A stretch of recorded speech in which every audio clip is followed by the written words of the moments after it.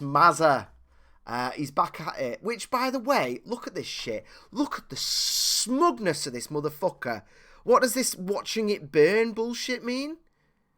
Like he's openly just laughing about the fact that he is destroying the ability of thousands of people, gay, straight, bi, all of them, to make money.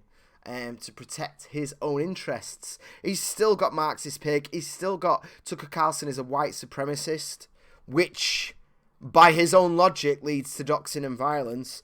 And YouTube profits from hate speech. Yes, something that you partake in. You fucking hypocrite. Now, here we go. Here's the big play. I've been saying from the beginning that this has got fuck all to do with LGBT people. You know, the short version is he's saying that YouTube is protecting people who use slurs. So gay wonk, as he calls himself, doesn't like being called gay, queer, or Mexican, because apparently Mexican is a hate term now. Just fucking grow a pair and get a sense of humour. he waited until it was LGBT Pride Month or whatever, Gay Pride Month or whatever it is. He waited specifically for that. Specifically. And the plan is to destroy the competition. He doesn't give a fuck about protecting LGBT people. He doesn't care. He cares about his hits. He cares about his numbers. He cares about the fact that Vox is going out of business. Well, no, sorry. It's just about breaking even. And the union's demanding more money, and they're not going to get it because there's no money to give them, because it's trash and it's dying. And Carlos is making himself the martyr. He's making himself the big boy at Vox so that he gets his pay rise, and some other creator, maybe a gay one, they get the sack because they can't afford it. They're going to be laying more people off soon. I guarantee it. I guarantee it. Even if they keep it quiet, you mark my words, there's people going to go. This guy, who they can't fire because of all this nonsense, I mean, they'd have to try pretty hard to. He's going to get his pay rise. The union's going to work out. Meanwhile, he is working with other mass media who are also dying. Remember that. That is the point, man. Their numbers are spiraling down. And even though me and Aidan are small fish, people like us are growing. Stephen Crowder is growing phenomenally well. I mean, in terms of late night hosts, he's going to be up there soon. He's going to be one of the most popular. He's at that level with late night hosts at the moment. He does a late night comedy show, and he's beating them on their own game. He fucking is. But they don't like that. So let's destroy YouTube as a whole. Let's destroy YouTube creators as a whole. Let's get the New York Times, your mate at the New York Times, to put out this thing about extremists and bigots are radicalizing young men for profit. That's exactly what you do, Carlos. That's literally your MO. Literally you. You actually call for violence. You are a bigot. It's right there in your fucking bio, mate. And if you're a Marxist, then by definition, you are an extremist. And here's the thing, man. You do you. I don't give a shit. I think you're scum. I think you are absolute scum, holding your ethnicity and your sexuality up as shields against criticism.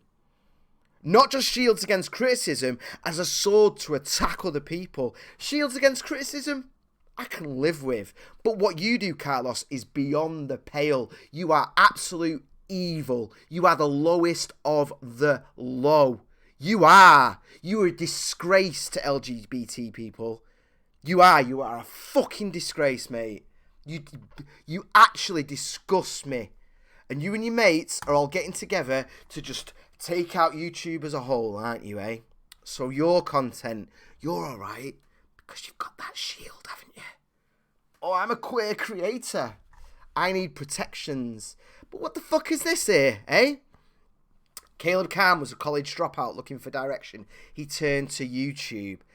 Phillip DeFranco? DeFranco. We've even got this here. What's his name? Jimmy Kimmel or some shit like that. They're just smearing all of them now, aren't they? They're just smearing the lot of them. That's just Donald Trump half disappeared with an American flag. We've got two Gavin McInneses, obviously, because he is double ultra super evil. But the thing is, here's Crowder and here's Kimmel. What's the fucking difference? What is the difference? This dude did blackface. You know?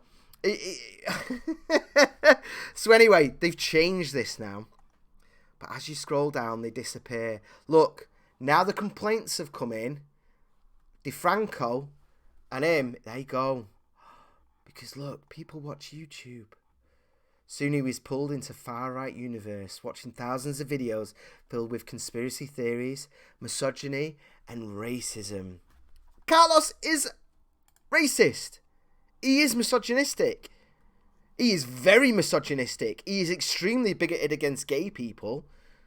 Because by default, not that he actually is, but the facade that he's putting on about protecting LGBT. What the fuck are they? They've not just walked out of a camp in Germany, tattoos on their arms, huddled and stuff. They just like to suck dick. They can take a fucking joke, mate. Jesus Christ. Do you not actually know any gay people? Just spend any time with actual gay people. Jesus Christ. They're the worst of all in terms of the humour. But anyway, look at this. I was brainwashed. The making of a YouTube radical. And this, I mean, I'm not fucking reading all this bullshit. They can go fuck themselves. But the point with this is the VOD Adpocalypse. It's only about destroying the composition. Joe Public says, is his point not to trigger people? I'm not sure.